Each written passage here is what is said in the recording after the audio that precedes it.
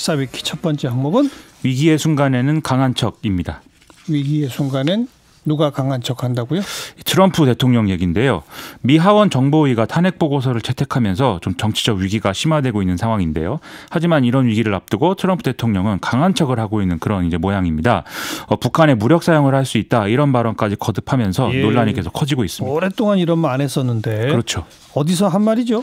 현지 시간 3일 나토 정상회의 참석차 이제 영국 런던을 방문을 했는데 여기서 이렇게 얘기했습니다. 버락 오바마 전 대통령이 계속 백악관에 있었다면 북한과 전쟁을 했을 것이다.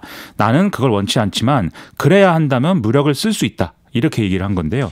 그러면서 또 언제나처럼 김정은 위원장과 매우 좋은 관계를 가지고 있다라면서 김정은 위원장을 계속해서 로켓을 쏜다는 이유로 로켓맨 이렇게 또 부르는 그런 모습 보였습니다. 예. 그리고 트럼프 대통령은 싱가포르 정상회담에서의 비핵화 합의에 김정은 위원장이 부응해야 한다면서 지켜보자 이렇게 또 얘기를 했습니다. 또 어떤 얘기를 했어요? 여기서 방위비 분담금 얘기도 했는데요. 한국이 방위비를 더 내는 게 공정하다면서 한국은 매우 부자 나라이고 그럴 능력이 된다 이렇게 강조를 했습니다. 또 주한미군 주둔이 미국의 이익에 부합하는 것이냐 이 질문에 대해서는 이익이라는 쪽과 아니라는 쪽 양쪽 모두의 근거를 댈 수 있다는 취지로 얘기를 하면서 주둔을 해야 한다면 또 공정한 부담이 이루어져야 된다 이렇게 또 강조를 했는데요. 이 발언을 해석을 해보면 방위비 분담금 협상이 만족스럽지 않게 되면 주한미군 철수도 고려할 수 있다 이런 얘기가 될 수 있기 때문에 또 여러모로 우려가 되고 있습니다. 그럼 정말로 주한미군 철수 문제가 협상 대상으로 올라 있는 거예요? 지금 미국 워싱턴 DC에서 협상이 진행되고 있는데요. 정은보 방위비 분담 협상 대표는 현지 시간 3일에 주한미군 문제는 전혀 언급된 바 없다 이렇게 얘기를 했습니다. 미국이 현재 테이블에 올려놓고 있는 쟁점은 기존 협정에 명시되어 있는 한국 군무원의 인건비, 군수지원비, 군사건설비 외에 주한미군 운영과 유지에 필요한 새로운 항목들을 신설해서 이 방위비를 대폭 증액해야 된다. 이것이지 이제 주한미군 철수 뭐 이런 얘기는 안 나온다 이런 얘기였고요. 예. 한편 미국의 소리 등의 어떤 그 보도 내용을 보면 미 하원 외교위원장과 군사위원장이 한국에 대한 미국의 과도한 주한미군 방위비 분담금 증액 요구에 대해서 우려를 표명하는 서한을 행정부에 보냈다 이런 얘기도 나오거든요. 그래서 미군 철수 문제가 지금 뭐 실제 중요한 협상 요건으로 지금 다뤄지고 있는 것은 아닌 것 같습니다. 네. 근데 맨 처음에 위기의 순간엔 강한 척 그러면서 트럼프 대통령이 지금 위기의 순간을 설명하는 게 미국 하원 정보위의 탄핵 보고서 채택이라고 그랬잖아요. 그렇습니다. 뭐 어떤 보고서를 채택했어요? 이게 이제 한마디로 요약하면은 트럼프 대통령의 행태는 미국 국가 안보를 훼손한 것이고 위법 행위와 의회 방해에 대한 증거가 지금 압도적이다 이렇게 서술이 돼 있는 이 보고서인데요. 특히 트럼프 대통령이 하원의 탄핵 조사를 방해한 행위에 대해서는 닉슨보다도 나쁘다 이런 표현이 담겨 있습니다. 의회의 권한을 부정하고 행정부가 협조를 거부할 권리를 스스로 주장한 대통령은 역사적으로도 없다 이런 얘기도 담겨 있고요. 또 트럼프 대통령의 이런 행태는 삼권 분립에 대한 돌이킬 수 없는 피해로 이어질 것이다라는 우려도 나와 있는 이런 내용입니다. 중심이 되는 게 그 우크라이나 관련 이런 문제 아니에요? 그렇습니다. 거기에 대해서는요? 그 문제에 대해서 보고서는 지난 7월에 볼로디미르 젤렌스키 우크라이나 대통령과 트럼프 대통령의 전화 통화에 대해서 마이크 펜스 부통령과 마이크 폼페이오 국무장관 등이 개입을 해서 수개월간 추진한 선거운동의 일부였다라고 규정을 하고 있습니다.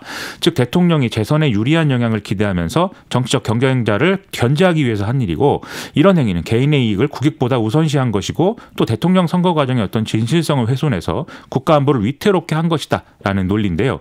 이 문제를 해결할 수 있는 근거는 헌법상의 탄핵뿐이다라는 게 보고서의 결론입니다.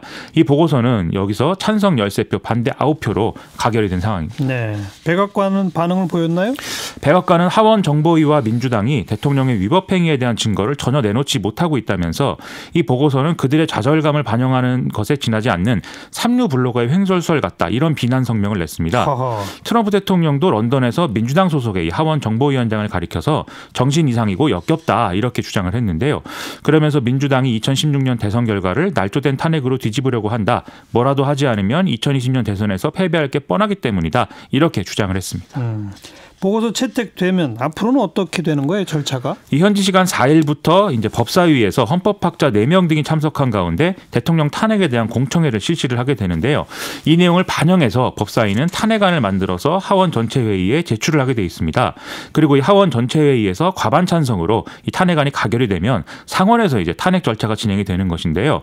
이 결과 상원의 3분의 2가 유죄로 판단하면 트럼프 대통령은 직을 잃게 됩니다. 지금 하원에서는 민주당이 다수고 상원에서는 공화당이 다수이기 때문에 뭐 최후까지 지켜봐야 될 상황입니다.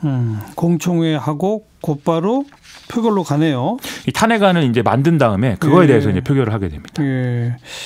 뭐 길지는 않군요, 과정이. 자, 그렇습니다. 시사회기 두 번째 항목은 중국에서 온 손님입니다. 왕이 외교부장이 왔다죠? 그렇습니다. 왕이 중국 국무위원 겸 외교부장이 4년 8개월 만에 방한을 해서 오늘 강경화 외교부 장관과 회담을 했는데요.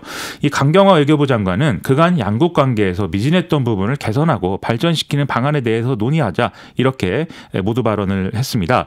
왕이 외교부장은 국제정세가 지난 100년간 없었던 변화를 겪으면서 영내의 평화와 안정을 위한 건설적 역할을 요구받고 있다라면서 중국은 한국을 비롯한 나라들과 함께 다자주의 이념을 견지하고 공평과 정의의 원칙을 지킬 것이다 이렇게 화답을 했습니다. 네, 그간 양국 관계에서 미진했던 부분을 개선하고 발전시키는 방안 이렇게 아까 표현했죠. 그렇습니다. 그 미진했던 부분이라는 게 구체적으로 뭡니까? 지금 이제 해석을 해본다면 2016년 사드 배치 이후에 이어지고 있는 이제 한중 갈등 이걸 이제 완전히 정리하는 자리가 됐으면 한다라는 얘기를 강경화 장관이 한 건데요. 왕이 외교부장의 방안은 지금 시진핑 주석의 방안을 또 준비하는 의미도 있다 이런 분석도 함께 나오고 있는 상황이죠. 그 지금 일정을 볼 때 뭐 시진핑 주석의 연내 방안은 어려울 것으로 보이지만 어쨌든 시진핑 주석 방안이 성사된다는 것은 사드 갈등의 완전한 종료를 의미를 하는 것이고 이른바 한한령을 그래서 완전히 이제 다시 걷어들이는 그런 요구를 우리가 해야 되는 것이기 때문에 이런 취지에서 강경화 장관이 이 관련 발언을 한 것으로 보입니다. 또 왕이 외교부장이 한 발언은 미국을 좀 의식한 발언이다라는 해석이 있죠. 그렇습니다. 그렇게 봐야 될 것 같은 게 다소 이제 노골적인 발언도 이어서 했거든요. 일방주의가 국제관계를 파괴하고 있다라면서 큰 나라가 작은 나라를 괴롭히는 것을 반대하고 다른 나라의 내정을 간섭하는 것도 반대한다. 이렇게 얘기를 했습니다. 이 발언은 이제 일단 미중 무역 협상에서 미국이 중국의 양보를 이제 주장하고 있는 것 이 부분하고 그다음에 홍콩 사태 등을 계기로 해서 미 하원이 홍콩 인권법을 통과시킨 데 이어서 위구르 인권법을 또 추진하는 것에 대한 어떤 반발이다. 이렇게 해석할 수 있기 때문에 미국을 의식한 발언이다. 이렇게 봐야 될 것 같습니다. 예. 일방주의가 국제관계를 파괴하고 있다. 이런 발언을 굳이 우리나라 와서 한 말을 한 의도는 뭘까요? 최근 여러 가지 상황을 근거로 한국의 입장을 중국 쪽으로 견인해 보겠다는 취지 아니냐 이런 해석이 나오는데요. 지금 중국 매체들은 미국의 중거리 미사일 배치를 한국이 용인하면 한중 관계는 완전히 망가질 것이다. 이렇게 좀 경고를 하고 있는 상황이거든요. 그렇죠. 즉 한국이 확실하게 이런 문제에서 중국의 편에 서야 시진핑 주석 방안도 이루어질 수 있다. 이런 논리인데 좀 그러면 왕이 외교부장은 우리로서는 반갑지만은 아닌 손님이 될 것 같습니다. 네, 여기까지 수고하셨어요. 고맙습니다. 김민하 기자였습니다.